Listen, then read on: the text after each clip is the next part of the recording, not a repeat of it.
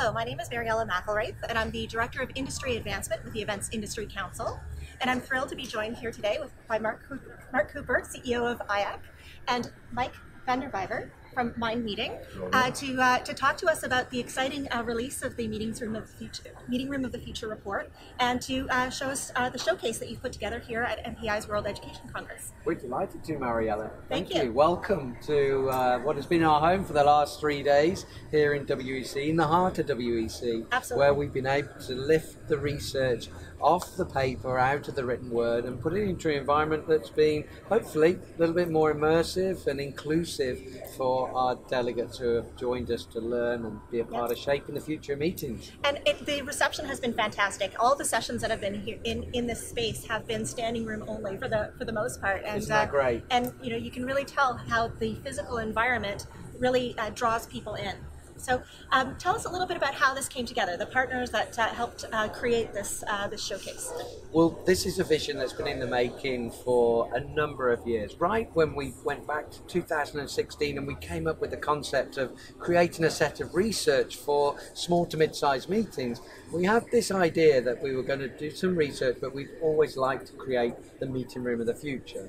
Now, we quickly learned that actually creating a physical iteration of the meeting room of the future is pretty tough, and particularly in a convention centre environment or an event environment. But what that did do for us is it allowed us to take the next step and think about how we could actually deliver a live experience that is all about the learning around creating meetings differently in 3 to 5 years' time. So that's what the showcase represents. Yeah. Yes, we've had great fun here, and it's been very, very well received. Excellent. And in terms of the organizations that came together to put this to make this happen. So we couldn't have done it without a number of individuals and organisations that shared the vision that we had. So first of all, the MPI Foundation and all of the team at MPI gave us this opportunity through a grant, through the positioning here at WEC, and really gave us, I guess, the green light to step forward to the next stage. Then we worked with organisations that again have been aligned with IAC over the years because of their forward thinking and desire to always be at the cutting edge of innovation, like PSAV, All Seated are another, who are enhancing the technologies around VR for the virtual site inspection, and then Slido, the audience, participation and collaboration app, are an integral part of it, being with us again on this journey of creating much better immersive meeting environments. Excellent. And then you brought in Mike to help design this experience here as well. So Mike, can you tell us a little bit about how you, the vision that came together for the showcase, and the content and all of the interaction that you've been building in? So at the heart of this is how do people learn? And people don't learn by just listening to a talking head.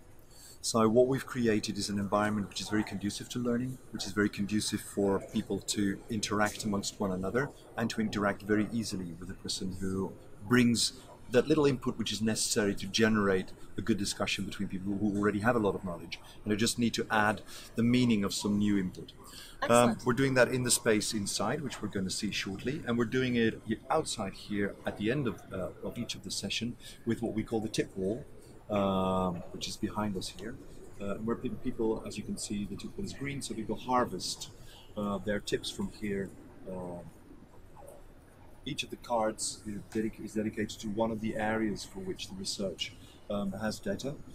So it could be technology, it could be sustainability, it could be learning, it could be cooperation and collaboration in meeting spaces, and it could be the meeting spaces themselves. They pick up their tips and they personalize part of their learning this way. The rest of what we do happens inside, and I think let's go take a look. Have a look there. Absolutely. Thank you. So Mariela, when we designed this space, the whole idea was that we had both this first welcoming area, as you mentioned, with the tips wall, but also an opportunity for the one-to-one discussions. We almost want it to be similar to a doctor's surgery, where you can go in, you can discuss your personal meetings and requirements with somebody that helps you develop that on a one-to-one basis. But when you come into this environment, this is about the shared learning experience, and deliberately we wanted this to be a environment that was close knit, that our audience and our and our presenters, or our explorers as we call them, that are helping us through the topics, and Mike as facilitator, could be at one. It's it's a group. We're in it together. It's not a them and us environment. But I'm going to let Mike talk more specifically about what he wanted from this learning environment and what I think we achieve.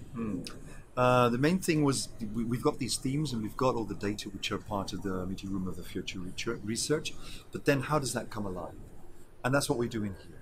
So we've brought in the people who have knowledge about the various topics, right. But then what we do here is explore what it means. Explore what it means for the future of meetings, what it means for the meeting room of the future. This isn't the meeting room of the future, it's a showcase of the knowledge around the meeting room of the future. And as you can see, we've made it into a very welcoming environment. Yes. And it's obvious from the behavior of the people that come here that works. They enjoy coming here, and they particularly enjoy the color scheme.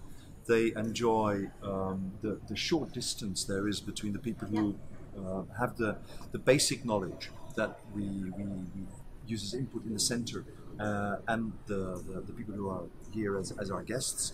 And they also really appreciate what we've been doing with the little buffet here, where we actually allow our guests to sample Yes. some of the innovations that are taking place in the area of food and beverage for conferences. The nice add-on here is you can't see it right now because he isn't here, but we actually have the chef here who's developed all these little bite-sized snacks, and he explains why and how he came up with the idea. And we have a separate video that our viewers can watch that goes through all of these menu items, and you can learn about how you can incorporate these innovative recipes into your own events. Right. And I think as well, important to the fact it was about providing the opportunity to taste. It's one thing to be told that something is a good addition to your meeting in the future. Here on the culinary side, by tasting that, it maybe takes away a barrier or two to introducing it, and that's exactly the same when we look at and discuss the technologies, changing the format, the way we're going to deliver meetings by discussing them in this environment. Hopefully that gives people the confidence to walk out of here with their tips or with their ideas, and actually have the conviction to go ahead and make that change. Because it's one thing to be told something is a good idea, it's quite another to be able to sell that to your owners or the audience or the participants of the meeting.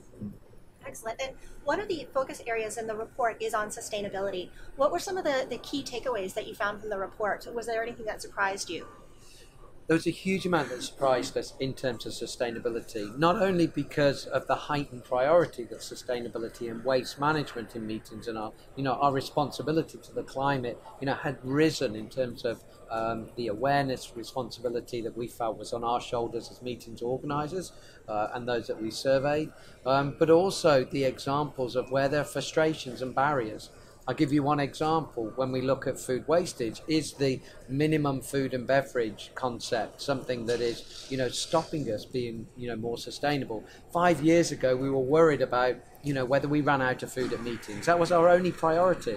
Today, we're worried about whether we leave the buffet environment at lunchtime and leave a mountain of food. And we're worried about it because our delegates are looking back over their shoulder and they're feeling guilty and they're feeling bad about that. So as we step forward, through this evolution, it's now going to be about forging really strong partnerships with our venues, better planning, being less worried about, maybe running out, but really working together to make sure that actually if there is food that is left over, there's already a solution for it to be repurposed. We know what it is, and importantly, we're telling our delegates what we're doing with it, because sometimes they don't know all the great work that's going on in the background. Excellent. Well, thank you both for informing us about what's happening with the Meetings Room of the Future report.